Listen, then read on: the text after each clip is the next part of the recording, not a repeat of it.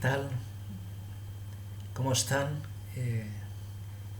Vamos a seguir con estas lecciones en torno a la Eucaristía y concretamente vamos a ocuparnos de algunas cuestiones prácticas, en concreto las que pueden ustedes ver en el Manual de Eucaristía del Instituto Superior de Ciencias Religiosas de la Universidad de Navarra, escrito por Pablo Blanco, y que aparece en las páginas 50 a 60 y 130 a 139.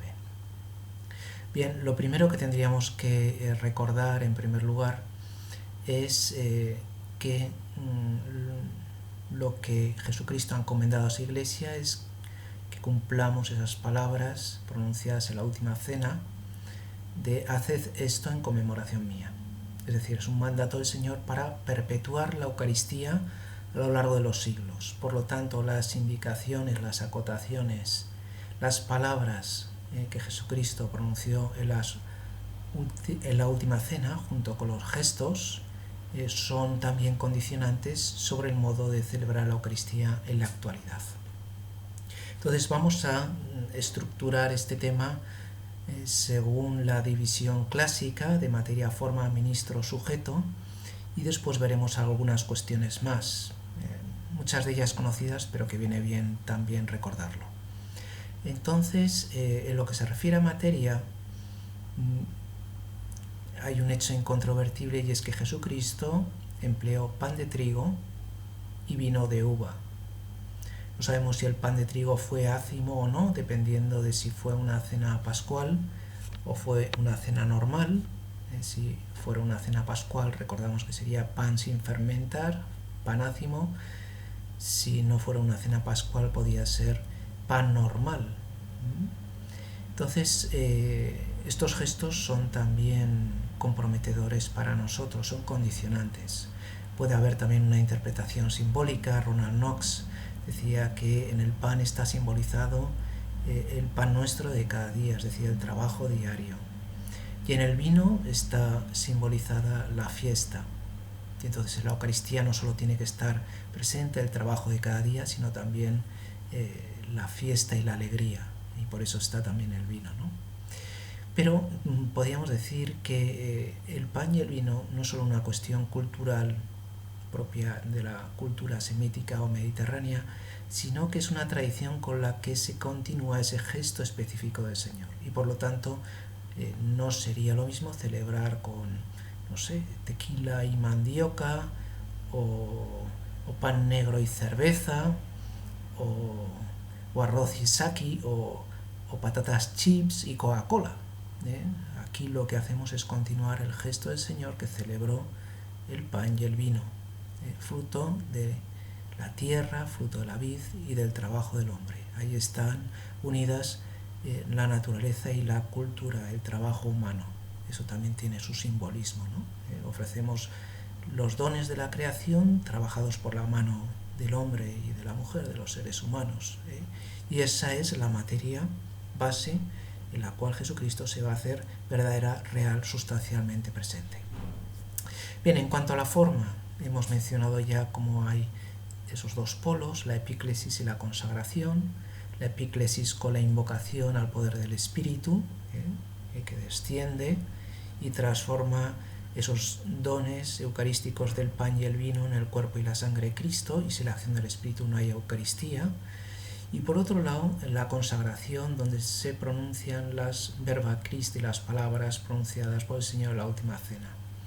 Bien, sabemos que hay esa disputa clásica entre si el momento en el cual se transforma es la epíclesis o la consagración, y ahora se ve más bien como una unidad dinámica donde Jesucristo se hace presente durante toda la plegaria eucarística, que tiene esos dos focos de la epíclesis y la consagración.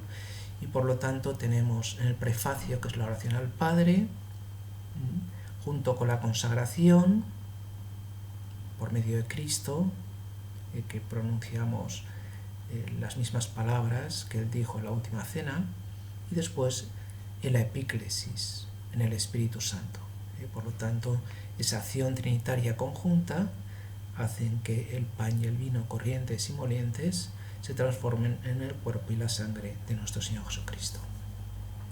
Bien, respecto al ministro, lo primero que tenemos que recordar es que la Eucaristía es el sacrificio del Christus totus, como decía San Agustín, es decir, donde intervienen cabeza y miembros, Cristo y la Iglesia. Decíamos que la Eucaristía es el sacrificio de Cristo y el sacrificio de la Iglesia, como cuando Jesucristo era ofrecido como ofrenda agradable, era ofrecido a nosotros nos unimos a Él, nos enganchamos a Él, decíamos, y después somos devueltos por Cristo con Él y en Él como ofrenda agradable al Padre.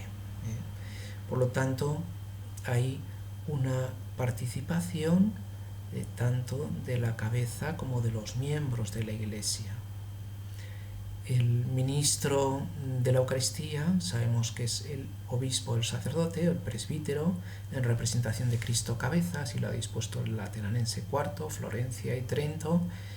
Y aquí es importante esa noción de apostolicidad relacionada con la Eucaristía, es decir, la sucesión apostólica, no solo la predicación de la fe, sino también en la cadena de imposición de manos, invocando el poder del Espíritu, es importante para que haya una plenitud de los dones eucarísticos, según recoge la Unitatis Reintegratio número 22. Es decir, el ministro de la Eucaristía es el sacerdote válidamente ordenado, según recoge el Código de Derecho Canónico en su número 900. Y además hay una acotación que añade el Concilio de Florencia y después es reiterada por el Concilio de Trento, de que el sacerdote debe hacer lo que hace la Iglesia. Es decir, el sacerdote no es el dueño de la Eucaristía, no es una especie de mago, decíamos, una especie de mago Merlín o de Gandalf, que por un poder mágico transforma el pan y el vino. No, es Cristo quien actúa a través del sacerdote, por lo tanto el sacerdote es un ministro, un administrador, un conducto. Tiene que ser lo mejor posible, eso es cierto, pero que el protagonismo no le compete a él. Es decir, Cristo es el único sacerdote, la única víctima, sacerdote, víctima y altar, recuerda la liturgia. Y entonces los sacerdotes estamos al servicio de la Eucaristía y somos, como decíamos, administradores, no dueños. Por lo tanto, esa representación de la capitalidad de Cristo a través del sacerdocio, del orden sacerdotal, expresa una mediación sacramental, pero no una posesión. Esto también es importante a la hora de encontrar un estilo celebrativo. El sacerdote no es el animador o el presidente en el más sentido, el dueño. La Eucaristía no es un show, el show de Don Pepito. La Eucaristía es el memorial de la Pascua del Señor. El sacerdote es necesario para que Cristo se haga realmente presente en su condición de mediador. Y ya está. Por lo tanto, el protagonismo es ese. Y a eso debemos nosotros también atenernos, ¿no? Respecto a la comunión, sabemos que los ministros ordinarios son tanto el sacerdote como el diácono, también el diácono, claro, y extraordinarios, indica el código en el número 910, puede haber en casos de necesidad y cuando no haya ministros, también lo señala esto, ¿no? Entonces, en ese caso pues pueden ser un religioso, una religiosa, incluso un laico quien administra la comunión. Bien, en cuanto al sujeto, aquí tenemos que señalar que es sujeto activo, no es un sujeto pasivo. Y en este sentido, el concepto de la actuosa participación, de la participación activa que ha promovido el Vaticano II es importante, porque los fieles necesitan de la Eucaristía para santificar pues, el trabajo, la vida familiar o la vida social. Santificar el trabajo es llevarlo a la misa. Y por lo tanto, necesitan de esta mediación sacramental por medio de la Eucaristía. Aquí es interesante recordar, como hace Lumen Gentium número 10, la colaboración entre el sacerdocio común y sacerdocio ministerial, que esto está muy bien expresado en la procesión de las ofrendas, donde los laicos llevan el pan y el vino hasta el altar, se lo entregan al sacerdote, y el sacerdote con esos dones y con esas ofrendas que han hecho puede hacer la Eucaristía, indudablemente con la intervención del Espíritu Santo y representando a Cristo cabeza. Entonces, esa Eucaristía es un sacrificio ofrecido por medio del sacerdote. Y es importante que recordamos que esta Eucaristía es necesaria para que haya plenitud de Iglesia. La Eucaristía hace la Iglesia. Y aquí podemos recordar esa conjunción, esa unidad entre bautismo y Eucaristía, con las palabras de San Agustín: con vosotros soy cristiano. Es decir, por un lado está Cristo y después están todos cristianos, laicos y pastores. Pero para vosotros soy obispo. Entonces de allí hay una mediación entre Cristo, los pastores en medio, y los laicos. Y esa mediación hace posible esa interconexión plena entre todo el pueblo de Dios y Cristo, que es la cabeza. Bien, por lo tanto, en función de esa representación que tiene el sacerdote, la comunión es necesaria solo para el sacerdote. La comunión no es necesaria para la salvación, pero sí muy conveniente, eso lo sabemos, pero hace falta una serie de disposiciones, de condiciones, que podríamos resumir en 4. Razón, es decir, el uso de razón, saber lo que se recibe, y recibirlo con fe, sabiendo que ahí está verdaderamente el cuerpo y la sangre de Cristo. Por lo tanto, la manducatio impiorum, de recibir la Eucaristía sin fe, no sería algo adecuado, ¿no? Y por lo tanto la Iglesia pone una edad mínima para recibir la Eucaristía que garantice ese uso de razón. En segundo lugar, la comunión, es decir,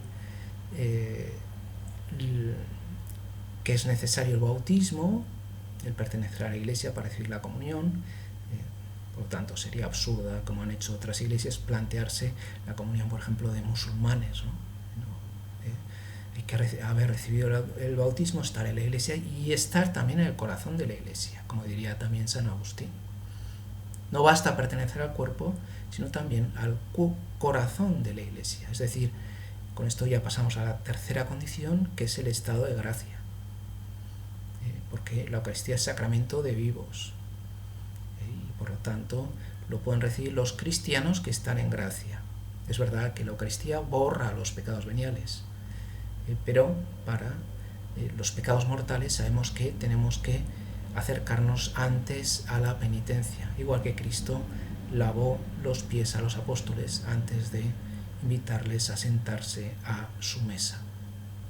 Bien, y la cuarta y última condición es el ayuno eucarístico, que ahora son en condiciones más fáciles, es una sola hora, también facilitando la comunión frecuente, la comunión de niños. En este sentido, desde Pío X se ha bajado la edad de la recepción de la Eucaristía y también comunión de enfermos.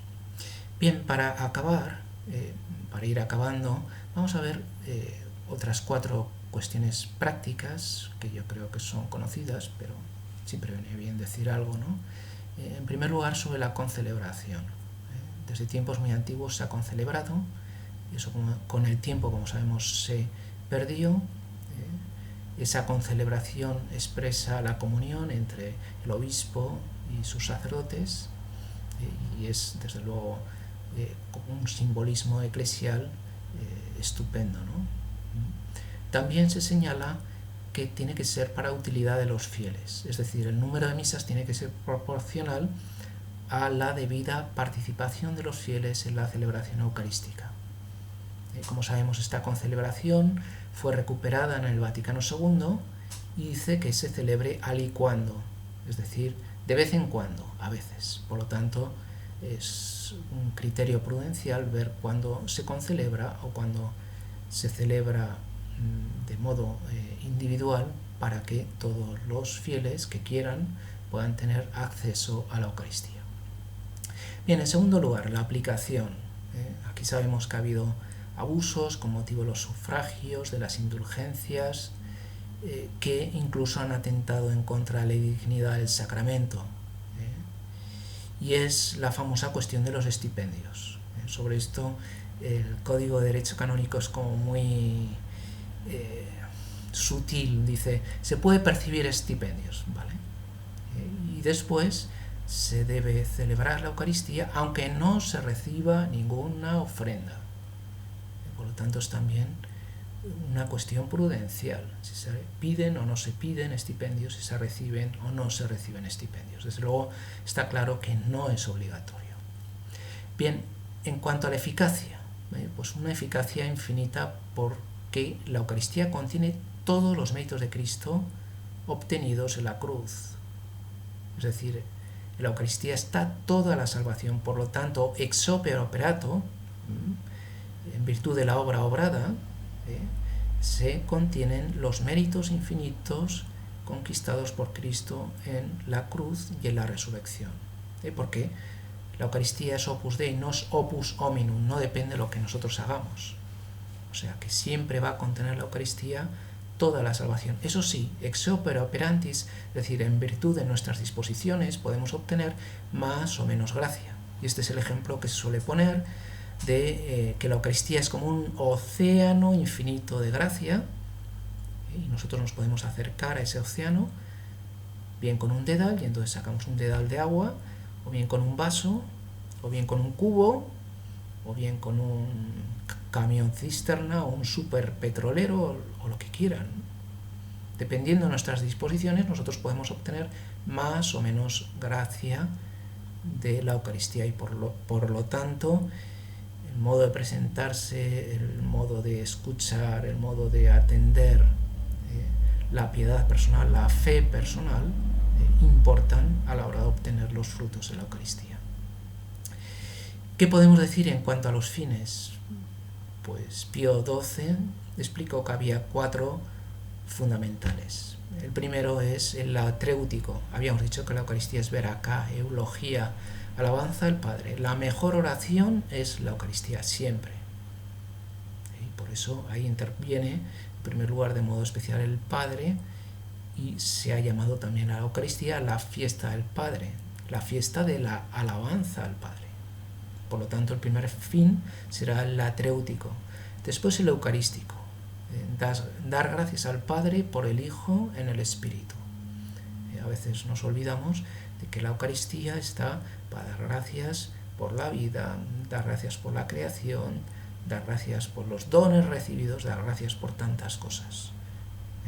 A la Eucaristía vamos sobre todo a agradecer, y agradecer sobre todo el don infinito del Padre ofrecido por nosotros, que es la única ofrenda agradable al Padre. Por lo tanto, eso se puede resumir en una sola palabra, que es gracias. Bien, en tercer lugar, el propiciatorio. Porque la Eucaristía está para recuperar el favor divino perdido por nuestros pecados. La Eucaristía nos hace propicios a la mirada de Dios, propicios a merecer su salvación.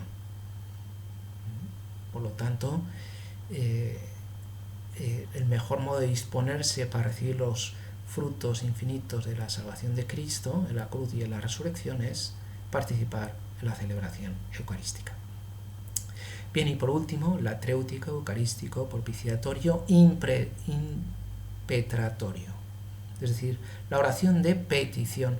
A veces pensamos que la Eucaristía es sobre todo esto, ir a pedir cosas, y ir a pedir intenciones, y eso está muy bien, porque con los méritos de Cristo podemos pedirle a Dios Padre por nuestras necesidades. Por la sangre de Cristo tenemos acceso al Padre en el Espíritu. Pero esto no nos debe hacer olvidar que, aparte de pedir, podemos merecer, podemos dar gracias y podemos alabar, y que esos 4 fines son los fundamentales de la celebración eucarística. Bien, y por último, en lo que se refiere a los frutos, podemos decir que todos proceden de la cruz y de la resurrección de Cristo, como es evidente, que hay 4 frutos. El primero sería el general, La Eucaristía se celebra por toda la Iglesia, incluso podríamos decir por toda la creación. Decíamos que la Eucaristía es el acto más ecológico que podemos hacer. La Eucaristía es memorial de la Pascua. El Señor actualiza la obra redentora de Cristo y por eso nadie celebra solo. Si un sacerdote celebra solo con su ayudante, celebra con toda la Iglesia, no solo de esta tierra, sino también del cielo, y la Iglesia que está todavía mereciendo, o mejor dicho, purgando, purificando sus pecados después de la muerte. Bueno, pues el fruto general. Después está el ministerial, que es el sacerdote que puede aplicar por una serie de intenciones que habitualmente le dan los fieles, sea por vivos, sea por difuntos, sea por enfermos, sea por sanos. Y en ese sentido es conmovedor como lo estamos viviendo de un modo muy especial en estos días, como la gente nos pide que recemos por personas, por intenciones, por distintos motivos que hay, ¿no? Junto al fruto general y ministerial hay un fruto especial, que es dependiendo de la participación de todos los fieles, dependiendo de eso que decíamos que eran las disposiciones. Pues hay un fruto mayor dependiendo de nuestra actitud. Por lo tanto, ese sería el tercer fruto: general, ministerial, especial y por último especialísimo, en el cual el sacerdote es el primer beneficiario y por lo tanto el sacerdote se constituye en un intermediario privilegiado de las intenciones de todos los fieles. Bien, espero que haya sido todo suficientemente claro. En cualquier caso, lo tienen en las páginas indicadas en el manual, lo pueden ver ahí despacio. Pueden también consultar las dudas aquí debajo en los comentarios de YouTube. Y nada, y mucho ánimo y hasta pronto. Hasta luego.